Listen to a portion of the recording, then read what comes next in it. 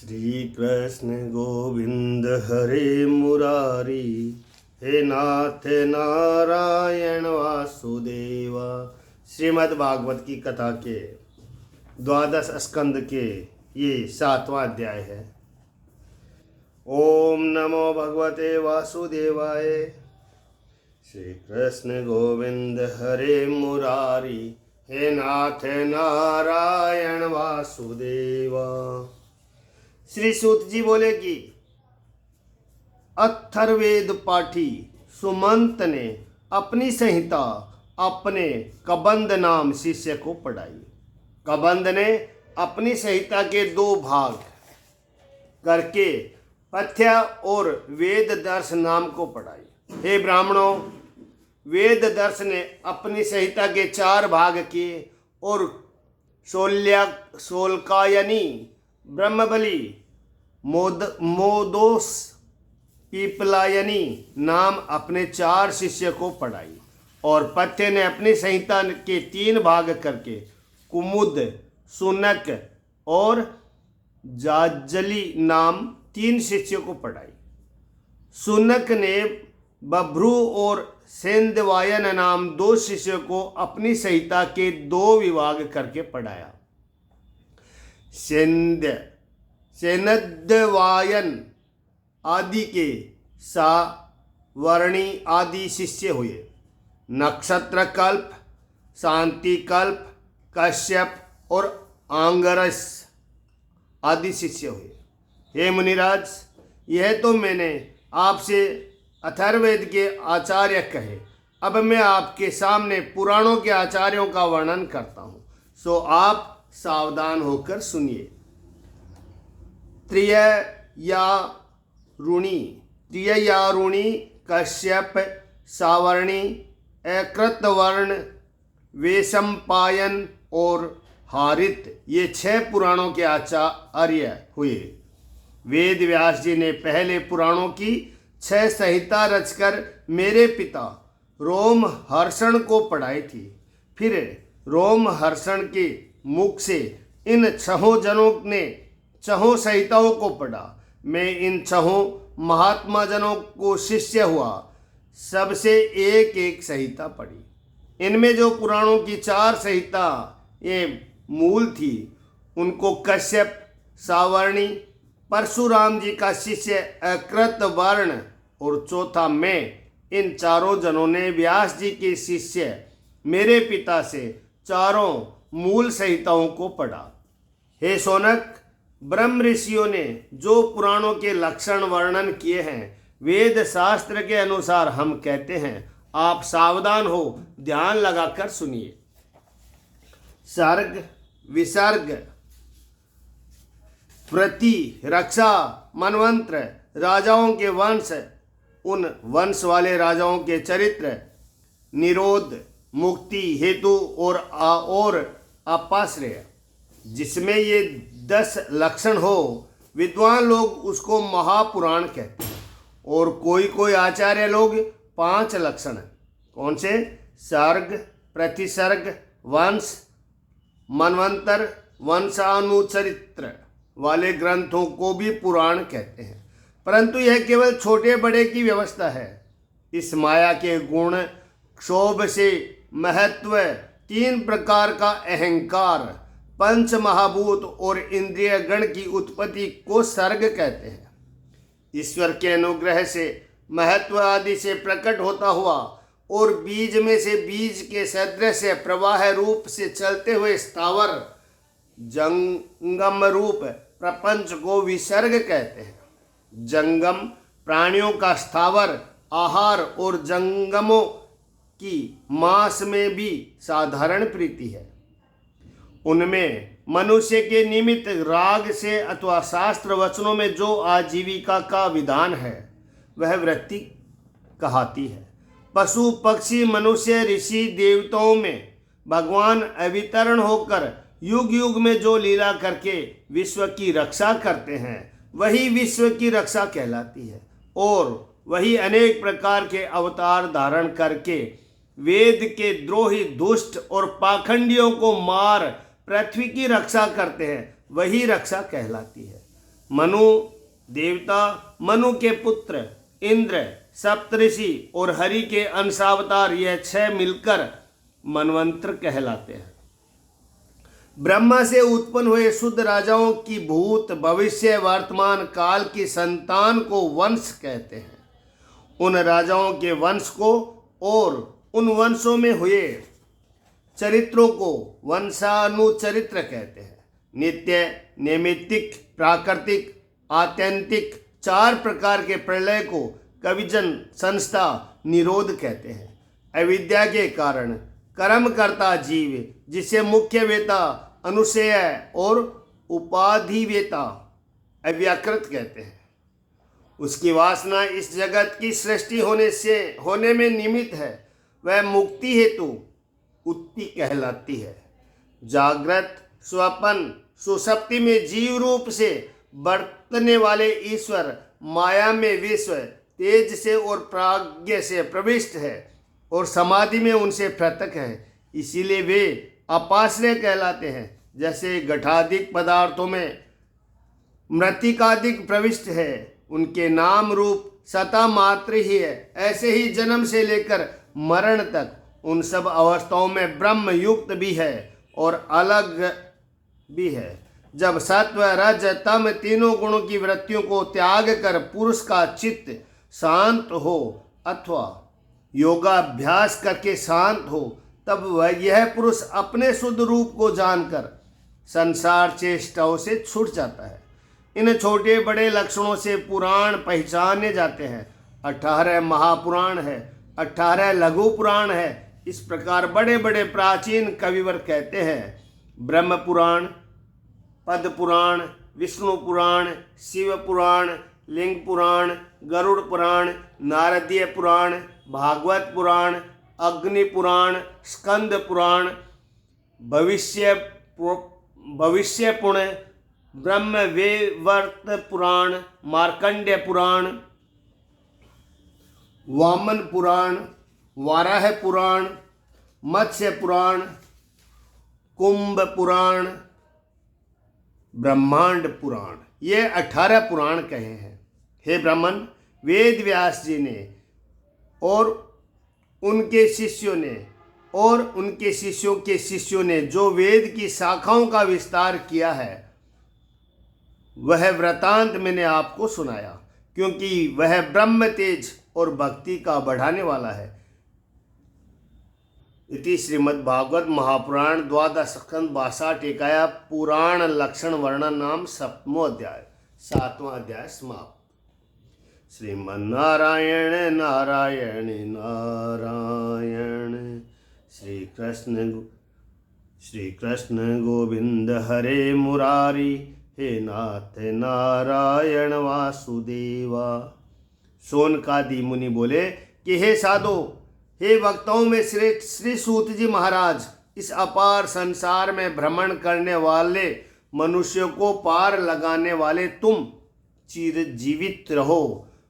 मृकंडू के पुत्र मार्कंडेय जी को लोग चिरंजीवी कहते हैं, क्योंकि जिस प्रलय में सब जगत ग्रस्त हुआ, तो उस कल्पांतर में मार्कंडेय जी किसी प्रकार बचे रहे। जो भृगुवंशियों में श्रेष्ठ इस कल्प में हमारे वंशज उत्पन्न हुए, उस दिन से लेकर आज तक प्राणियों का प्राकृतिक अथवा नैमित्तिक कोई भी प्रलय नहीं हुआ। फिर उनका प्रलय में अवशेष रहना क्यों कर संभव हो सकता है? कोई महात्मा जन ऐसा भी कहते हैं कि मार्कंडेय ऋषि अकेले ही प्रलय के समुद्र में घूम रहे थे और वहां उन्होंने वट के पत्र के दोने में एक अद्भुत बालक को सोता हुआ देखा। सो प्रलय काल में वट का वृक्ष कैसे रह गया? हे सूत, हे महायोगिनी, हमको बड़ा संदेह है और उसका उत्तर सुनने की अभिलाषा है। आप सब पुराणों के ज्ञाता और परम ज्ञानी हो, हमारे इस संशय का निवारण करो।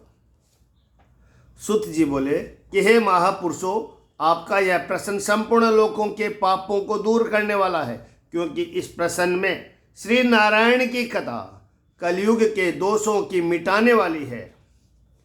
क्रम करके पिता से द्विजन संस्कार पाकर मार्कंडेय ने तप स्वाध्याय पूर्वक वेदों को पढ़ा।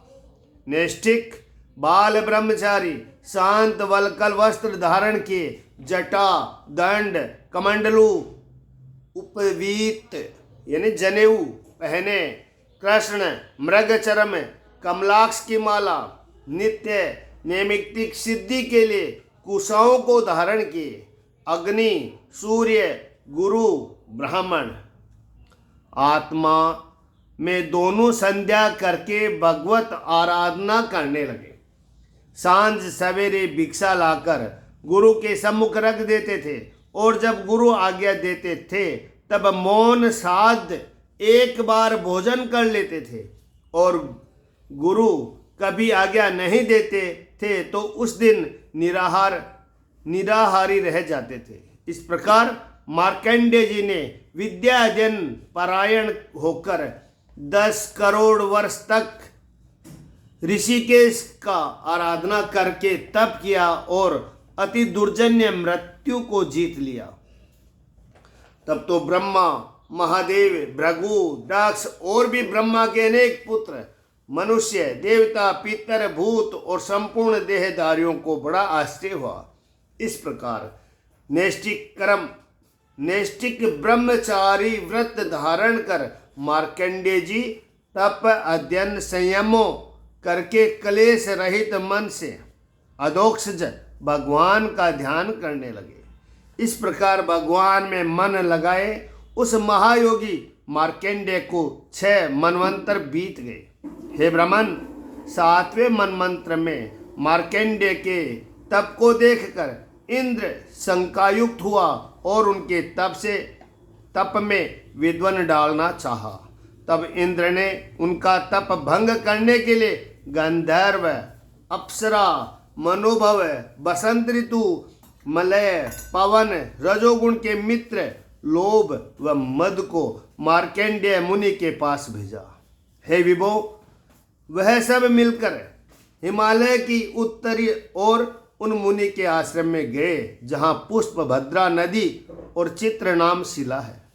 वह परम पवित्र मार्कंडेय जी का आश्रम जहाँ सुंदर सुंदर वृक्ष और लताएं शोभायमान हो रही थी, अनेक प्रकार के पक्षियों के शब्द से व्याप्त हो रहा था, जहाँ परम विद्वान ब्राह्मणों के कुल निवास करते थे और सरोवर में जहाँ तहाँ निर्मल जल जखोर रहे थे, मत वाले भ्रमर गुंजार कर रहे थे, मदोन्मत्त कोकिला कुहू कुहू शब्द पुकार रही थी, मदमाते मोर जहाँ तहाँ नटों की भांति नाच रहे थे और मत पक्षियों के समुदाय अपनी अपनी वाणी बोल रहे थे। शीतल जल के झरनों के किनकाओं को लेकर वन पवन पुष्पों को स्पर्श करते हुए परम सुगंध वाले कामदेव को बढ़ाने वाले कामदेव को देखकर सबके चित्त को प्रफुल्लित करने लगा।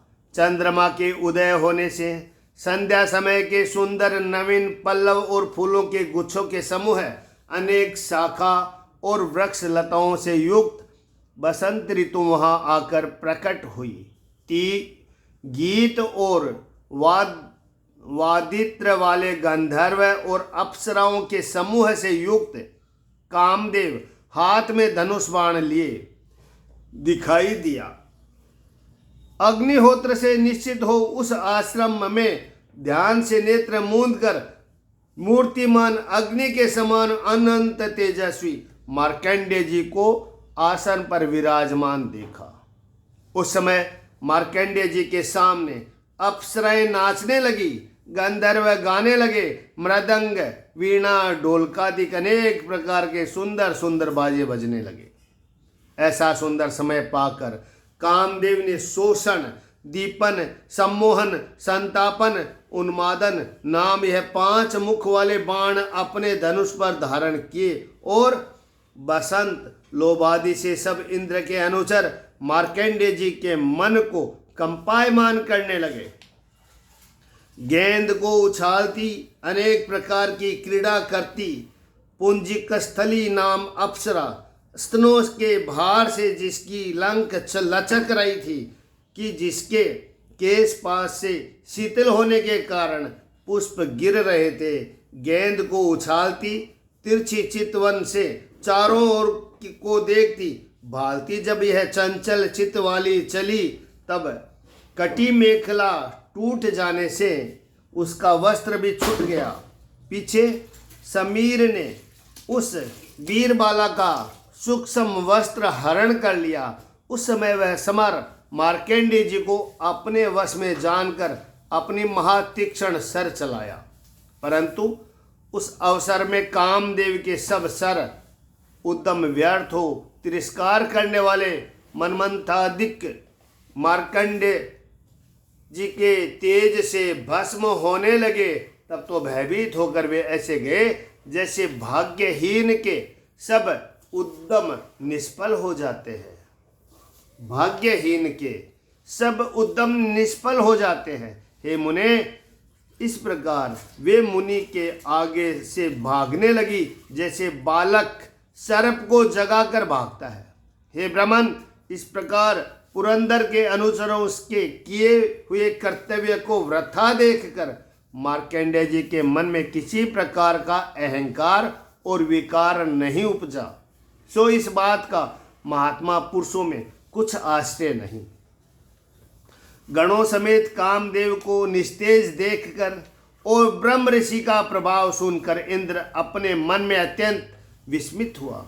इस प्रकार तप, अध्ययन और संयमों से मन को वश में रखने वाले भगवान में जिनका चित्त लग रहा, ऐसे मार्कंडेय जी पर अनुग्रह करने के लिए नर नारायण भगवान वहां आकर प्रकट हुए।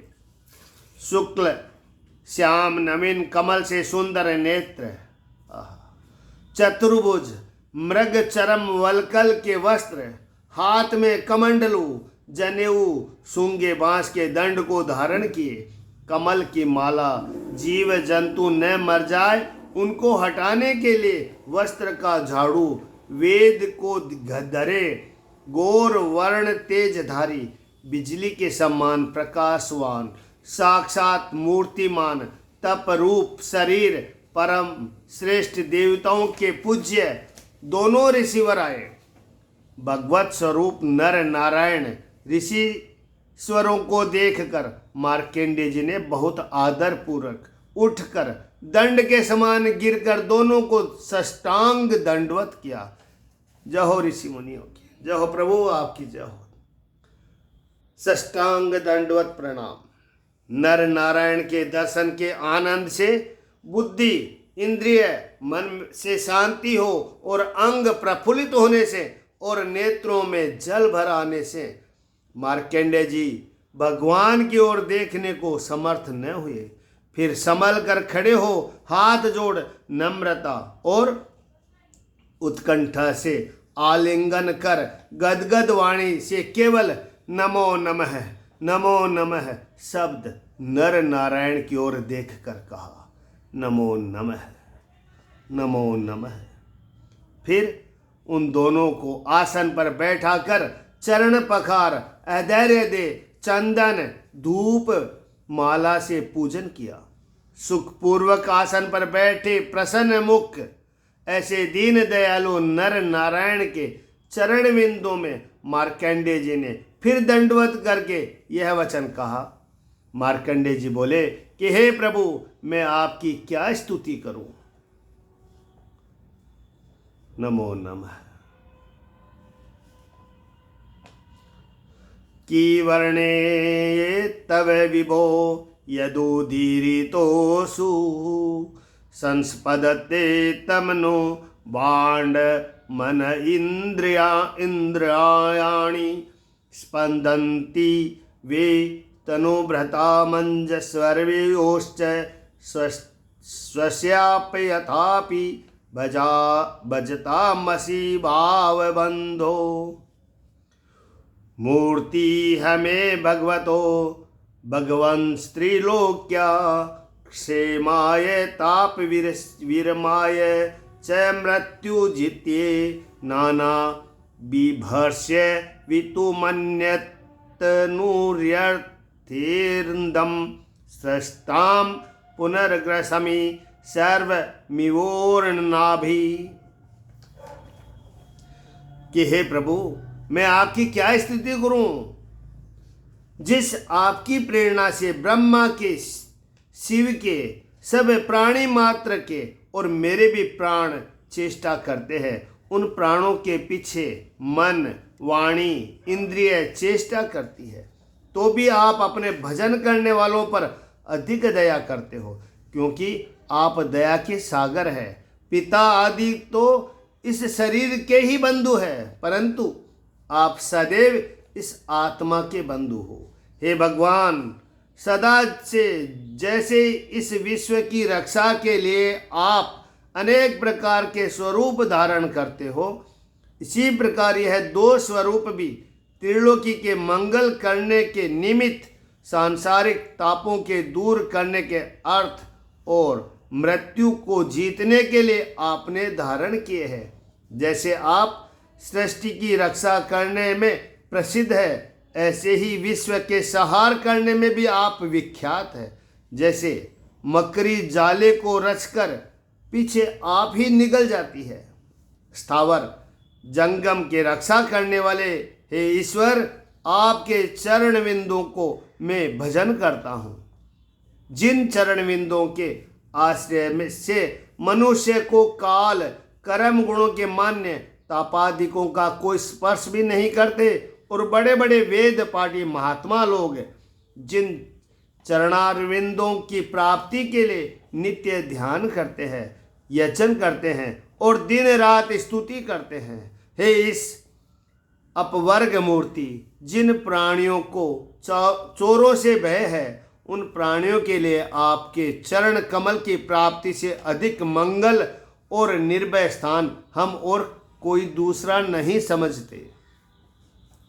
दो परार्थ की आयुर्बल वाला ब्रह्मा भी आपकी भ्रकुटी बंक रूप काल से अतिशय भयभीत रहता है। उसके सृजे हुए प्राणी भयभीत हो तो इसमें क्या आश्चर्य है। आत्मा के आवरण करने वाले तुच्छ नश्वर निष्फल भी है, परंतु सत्य से दृष्टि आते ही है। ऐसे देहादिकों के भजन को छोड़कर सत्य ज्ञान स्वरूप सब जीवों के नियता सबसे परे आपके उन चरण विंदों को मैं भजता हूँ। जो आपके चरण कमल के भजने वाले हैं, उनकी आपसे ही सब अभिलाषाएं पूर्ण होती है। हे ईश, सत्व गुण, रजोगुण, तमोगुण, ये तीनों गुण आपकी माया से ही उत्पन्न हुए हैं, और पालन, उत्पत्ति, संहार के कारण विष्णु आदि सब आपकी ही लीला मूर्ति है। परंतु उनमें जो सतगुणों की मूर्ति है, वह मनुष्य के मन को शांत करने वाली है, और रजोत मोगुण वाली मूर्ति मन को शांत नहीं करती, वरन दुख, मोह और भय उपजाने वाली है। हे भगवान, ब्रह्मादिक देवता और भक्त लोग शुद्ध सत्व मूर्ति का ही भजन करते हैं और सतगुणों को ही ईश्वर मानते हैं। रजोगुण तमोगुण में प्रवृत्त नहीं होते, और ज्ञानी लोग इसीलिए आपका इस नर नारायण नाम सत्व मूर्ति का भजन करते हैं कि सत्व गुण के प्रभाव से पुरुष निर्भय और सुखी होकर तुम्हारे लोक को प्राप्त होता है।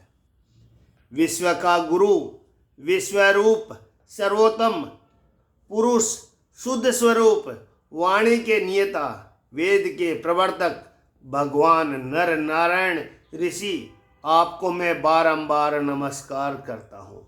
आपको मैं बारंबार नमस्कार करता हूँ।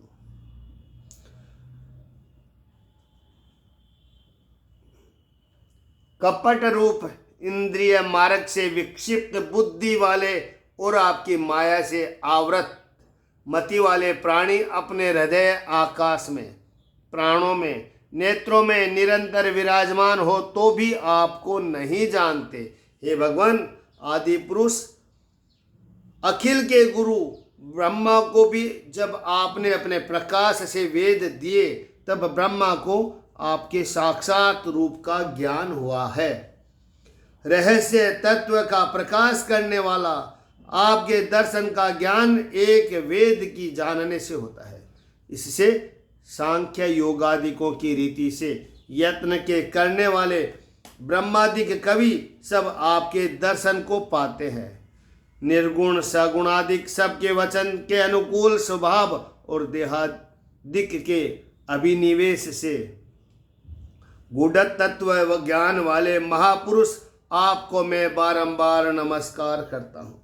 आपको मैं बारंबार नमस्कार करता हूँ। इति श्रीमद्भागवते महापुराणे द्वादश स्कंद वासाटिकायां मार्कंडेय उपाख्यान नारायणस्तो नमो अष्टमाध्याय 8वां अध्याय समाप्त हुआ। श्री कृष्ण गोविंद हरे मुरारी, हे नाथ नारायण वासुदेवा।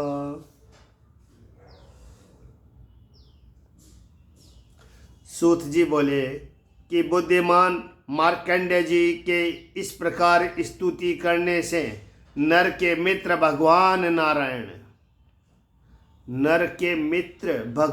नारायण अत्यंत प्रसन्न होकर मार्कंडेय मुनि से कहने लगे।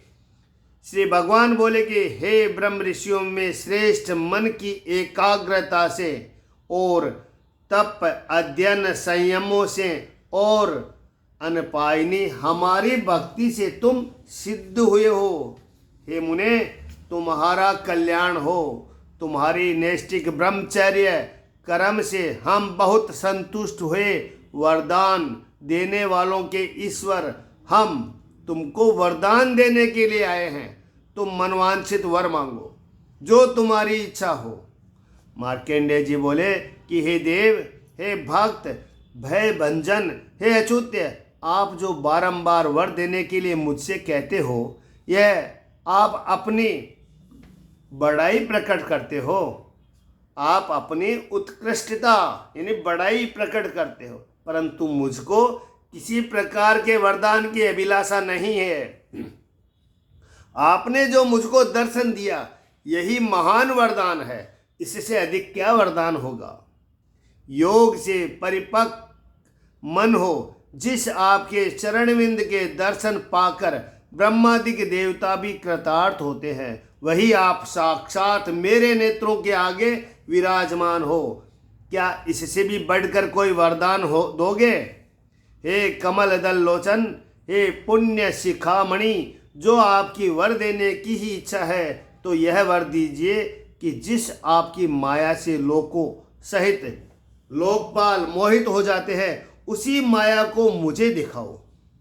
सूत जी बोले कि हे ऋषियों, इस प्रकार मार्कंडेय से स्तुति और वरदान मांगना सुन भगवान ईश्वर उन मुनि से पूजित हो मुस्कुराकर वही वर दे बद्रिकाश्रम को चले गए। तब मार्कंडेय जी उस माया के वरदान को चितवन करने लगे और अपने आश्रम में बैठकर अग्नि, सूर्य, जल, चंद्रमा, पृथ्वी, पवन, आकाश और मन में भगवान का ध्यान करने लगे। जय हो प्रभु। भावना रूपी द्रव्य से नित्य प्रति भगवान का पूजन किया करे। कभी भक्ति के आवेश से पूजा को भी भूल जाते हैं।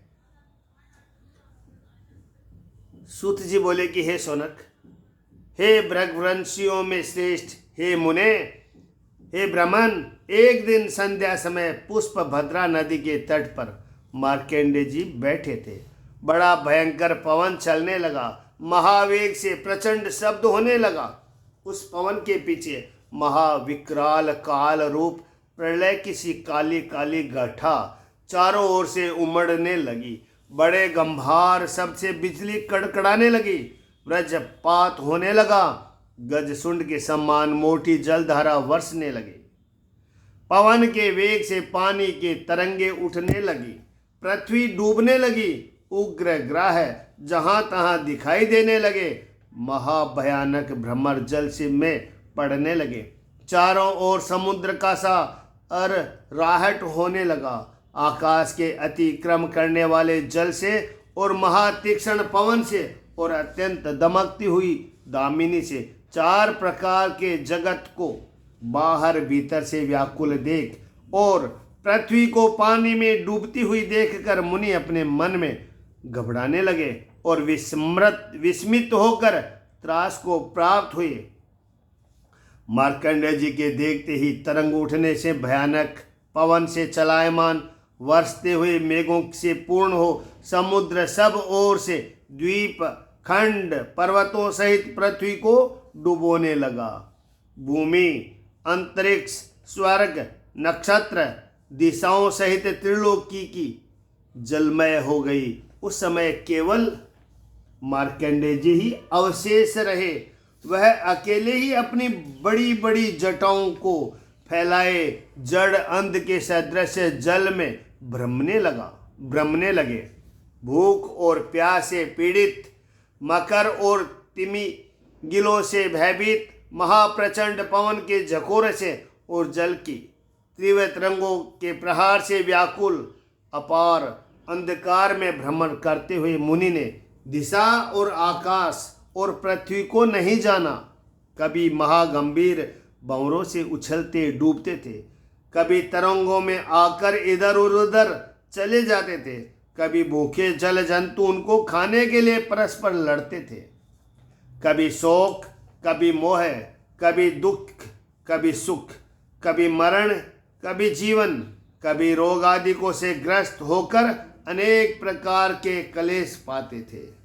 नारायण की माया से आवृत चित्त वाले मार्कंडेय जी को उस जल में भ्रमते भ्रमते अयुतायुत के 100,000 अर्थात एक शंख बीत गए।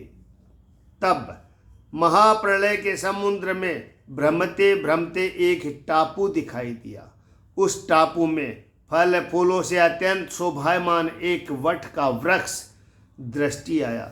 उस वृक्ष के पूर्व उत्तर यानी ईशान कोण की शाखाओं के पत्र के जोड़े में सोता हुआ अपनी कांति से अंधकार को दूर करने वाला एक बालक देखा।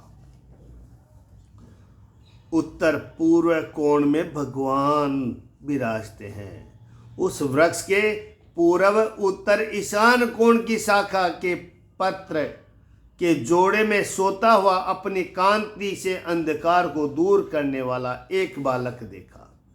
महामरकत मणि के सदृश श्याम वर्ण, अत्यंत शोभायमान मुखारविंद, शंख के तुल्य 3 रेखाओं से युक्त ग्रीवा, परम विशाल वक्षस्थल, सुंदर नासिका और सुंदर बोहे हैं। श्वास से कांपती हुई अलकों की मनोहर छवि, भीतर की ओर को शंख के तुल्य आंटी खाई हुई शोभित, कानों के दाडिम के फूलों की कली धरी, विद्रुम से अरुण अधरों की कांति, सुधा सरिस मंद मुस्कान, कमल कोश से अरुण नेत्रों के कोये, सुंदर हास्य युक्त चितवन, श्वास लेने में चलायमान, त्रिवली से शोभित गंभीर नाभि अत्यंत शोभा दे रही थी। पीपल के समान सुंदर उदर, अपने दोनों हाथों की अंगुलियों से दाहिने चरण के अंगूठे को थामे हुए मुख से पी रहा था। उस बालक को देखकर मार्कंडेय जी अत्यंत विस्मित हुए। उसके दर्शन के आनंद से सब श्रम दूर हो गया, हृदय कमल खिल गया, शरीर पुलकायमान होने लगा। इस अद्भुत प्रभाव को देख मुनि अति शंकित होकर पूछने के लिए उस बालक के समीप गए। उस समय वह भृगुवंशी मार्कंडेय मुनि उस बालक के मुख के समीप पूछने को झुके कि इतने में ही बालक ने श्वास जो लिया, उसके श्वास के संग ही मच्छर की नाई बालक के मुख के मार्ग होकर उसके उदर में पहुंच गए। वहां भी यह विश्व प्रलय के पहले की नाई देखा। उसको देखकर अत्यंत विस्मित हो मोहित हो गए। और वैसा ही आकाश, भूमि, स्वर्ग, वृक्ष, पृथ्वी, नक्षत्र, पर्वत, समुद्र, द्वीप, खंड, दिशा, देवता, असुर, वन, देश, नदी, पुर, खान, किसानों के ग्राम, गायों के खरक, वर्ण, आश्रम और इन सब की जीविका को देखा। पंच महाभूतों के रचे प्राणी, युग, अनेक पदार्थ और कल्पों की कल्पना करने वाला काल और जो भी व्यवहारों के कारण थे, वे सब उस बालक की सत्ता सत्य से प्रतीत होते मार्कंडेय जी ने देखा। घूमते घूमते हिमालय में पहुंच गए। वहां पुष्पभद्रा नाम नदी और अपना आश्रम और उसमें रहने वाले ऋषि और मुनियों को भी देखा। तब मार्कंडेय जी ने अपना स्थान जानकर रहने का विचार किया, परंतु मन में यह संदेह था कि यह क्या माया है। मार्कंडेय जी ने यह विचार कर ही रहे थे कि इतने में बालक ने ऊर्ध्व श्वास जो लिया तो फिर मुख से बाहर निकलकर उसी प्रलय रूप समुद्र के जल में आ पड़े। फिर वहां वही पृथ्वी का टापुर, वही वट का वृक्ष और वही बालक उस वट के पत्ते पर सोता हुआ देखा। और उस बालक ने भी प्रेम रूप सुधा सरिस मंद मुस्कान सहित बाकी चितवन से मुनि की ओर देखा। तब तो मन को मोहित करने वाले बालक को दोनों नेत्रों से देखकर लज्जित हो अत्यंत क्लेशमान मार्कंडेय जी उन अधोक्षज भगवान को आलिंगन करने के लिए उनके सम्मुख धाये। इतने में वह बालक रूप साक्षात योग के ईश्वर सर्वांतयामी भगवान मार्कंडेय जी के देखते देखते अंतर ध्यान हो गए। जैसे हरि विमुखों की क्रिया लोप हो जाती है। हे ब्रह्मन, तब तो उस वट वृक्ष और प्रलय के जल से लोगों के डूबने का चिन्ह भी न रहा। क्षण मात्र में ही सब अंतर्हित हो गए और मार्कंडेय जी पहले की नाई अपने आश्रम में बैठ गए। इति श्रीमद्भागवते महापुराणे द्वादश भाषा टीकाया भगवन माया दर्शन नाम नवम अध्याय। श्रीमन्नारायण नारायण नारायण। कृष्ण गोविंद हरे मुरारी, हे नाथ नारायण वासुदेवा। ओम नमो भगवते वासुदेवाय। जय हो मार्कंडेय महाराज की जय हो। हे मार्कंडेय जी महाराज, आपको नमन। हे नारायण, आपको नमन।